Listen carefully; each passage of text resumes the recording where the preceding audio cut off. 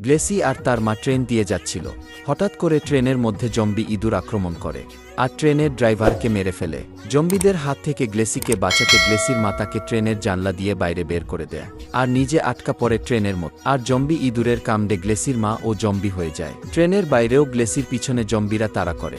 Glossy অনেক কষ্ট করে তাদের চোখ এড়িয়ে ময়লার পাইপ দিয়ে পালিয়ে আসে আর তার মাকে খুঁজে পায়, কিন্তু তার মায়ের অবস্থা ছিল খুবই খারাপ, সে তাকে চিনতে পারছিল না।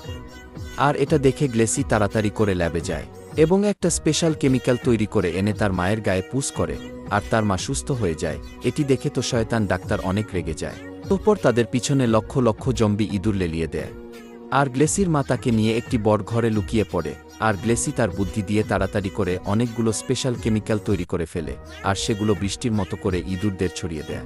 তারা সবাই সুস্থ হয়ে যায়। সুস্থ হবার পর সব ইঁদুর মিলে সে ডাক্তারকে মেরে ফেলে।